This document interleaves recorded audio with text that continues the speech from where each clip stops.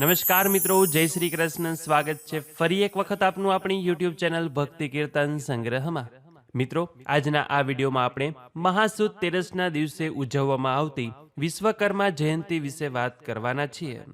ભગવાન વિશ્વકર્મા એ દેવોના શિલ્પી હતા કે જેમને આ દુનિયાના સૌથી પહેલા એન્જિનિયર તરીકે ઓળખવામાં આવે છે.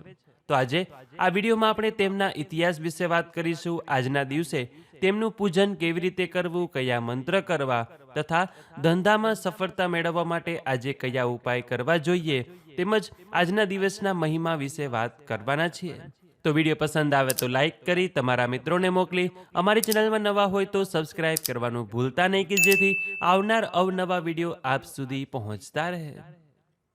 મિત્રો, મહા મહિનાના શુક્લ પક્ષની તેરસની તિથિ એટલે કે ભગવાન વિશ્વકર્માનો જન્મદિવસ.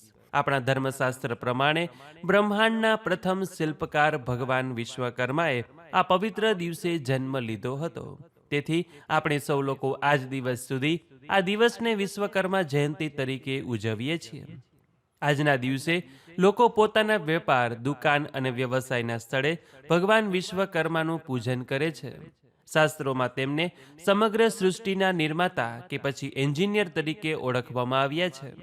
ધંધામાં પ્રગતિ અને સફળતા મેળવવા માટે આ દિવસે તેમનું પૂજન કરવું ખૂબ જ ફળદાયી ગણવામાં આવ્યું છે. ધાર્મિક માન્યતા અનુસાર ભગવાન વિશ્વકર્માએ ભગવાન નારાયણનું જ એક સ્વરૂપ છે. એટલા માટે આજે વિશ્વકર્મા ભગવાનની સાથે ભગવાન વિષ્ણુનું પણ પૂજન કરી શકાય છે. કહેવાય છે કે ભગવાન વિશ્વકર્માએ શિવજીનું ત્રિશૂળ બનાવ્યું છે, શ્રી કૃષ્ણ ભગવાનનું સુદર્શન ચક્ર બનાવ્યું છે અને કૃષ્ણ ભગવાનની ભવ્ય દ્વારિકા નગરી પણ વિશ્વકર્માએ જ નિર્માણ કરી હતી. જે પાંડવોનું ઇન્દ્રપ્રસ્થ હતું તે પણ ભગવાન વિશ્વકર્માએ જ બનાવ્યું છે. આ સિવાય તેમણે અનેક દેવી દેવતાના મહેલો બનાવ્યા છે અને દિવ્ય હથિયારોનું નિર્માણ કર્યું છે.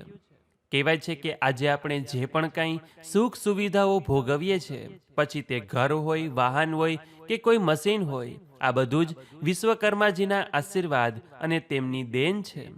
પ્રાચીન ગ્રંથોમાં વિમાન બનાવવાની કળા, વાસ્તુશાસ્ત્ર અને યંત્રવિદ્યાનું જે જ્ઞાન મળે છે તે આપણને ભગવાન વિશ્વકર્મા દ્વારા જ મળ્યું છે. બ્રહ્માજીના કહેવાથી વિશ્વકર્માજીએ ત્રેતાયુગમાં લંકા, દ્વાપર યુગમાં દ્વારિકા અને હસ્તિપુરમાં તથા કળિયુગમાં જગન્નાથપુરીનું નિર્માણ કર્યું હતું. જગન્નાથપુરીમાં જે ભગવાનની મૂર્તિઓ છે તેની એવી માન્યતા છે કે તે મૂર્તિનું નિર્માણ પણ ભગવાન વિશ્વકર્માએ કર્યું હતું. આ ઉપરાંત ઇન્દ્રનું વજ્ર અને પુષ્પક વિમાન જેવી અદ્ભુત રચનાઓ પણ વિશ્વકર્માજીએ જ બનાવેલી છે. કર્ણના કવચ કુંડળ અને યમરાજનો દંડ પણ તેમણે જ બનાવ્યા છે. અને આ જ કારણ છે કે તેઓ દેવતાઓ માટે પણ પૂજનીય દેવ છે. ભગવાન વિશ્વકર્માની ભક્તિ કરવાથી આપણી દરેક મનોકામના પૂર્ણ થાય છે. વેપારમાં નવી પ્રગતિ થાય છે. જેમ આપણે કોઈ પણ કામમાં ગણેશજીને સૌપ્રથમ યાદ કરીએ છીએ, ત્યારે કોઈ પણ બાંધકામ કે નિર્માણ કાર્યમાં વિશ્વકર્માજીનું સ્મરણ અનિવાર્ય છે. તેમના સ્મરણ માત્રથી આપણા કામમાં આવતી અડચણો દૂર થાય છે, કેમ કે તેઓ શિલ્પશાસ્ત્રના આદિપુરુષ દેવ છે. જો આપણે ભગવાન વિશ્વકર્માના ઇતિહાસ વિશે થોડી વાત કરીએ તો સતયુગના સમયમાં પ્રભાસ નામના એક મહાન ઋષિ થઈ ગયા. તે જે ક્ષેત્રમાં વસેલા તેની આજુબાજુનો 12 ગાંવ સુધીનો વિસ્તાર પ્રભાસ ક્ષેત્ર તરીકે ઓળખાયેલ છે, કે જે આજે પ્રભાસ પાટણ એટલે કે સોમનાથ તરીકે ઓળખાય છે. પ્રભાસ ઋષિના લગ્ન બ્રાહ્મણ જ્ઞાતિ ધરાવતા બૃહસ્પતિની સગી બહેન બ્રહ્મવાદિની સાથે થયા હતા અને બ્રહ્માજીએ પ્રભાસ ઋષિને ત્યાં જન્મ લીધો હતો. બ્રહ્માજીના પુત્ર ધર્મ તથા ધર્મના પુત્ર વાસ્તુદેવ હતા અને આ વાસ્તુદેવ અને અંગીરસી દેવીના પુત્ર એટલે કે આપણા ભગવાન ઈષ્ટદેવ વિશ્વકર્મા દાદા. વિશ્વકર્મા દાદાના લગ્ન હિરણ્યકશ્યપના પુત્ર પ્રહલાદની દીકરી કૃતિ સાથે થયા હતા. વિશ્વકર્મા દાદા તથા કૃતિ દેવી વડે 5 દીકરા અને 8 દીકરીઓનો જન્મ થયેલો, કે જેમાં 5 પુત્રોમાં મનુ લુહાર પંચાલ, મય સુથાર, ત્વષ્ટા તાંબુ ઘડનાર, દેવજ્ઞ સોની અને 5મું શિલ્પી સલાટ, જ્યારે દીકરીઓમાં રિદ્ધિ, સિદ્ધિ અને રન્નાદે દેવી જન્મ્યા હતા. જેમાં રિદ્ધિ સિદ્ધિના લગ્ન ગણપતિ જોડે થયેલા, જેથી તેઓ મહાદેવજીના વેવાઈ થયા. જ્યારે રાંદલ માતાજી રન્નાદે દેવીના લગ્ન સૂર્યનારાયણ સાથે થયેલા.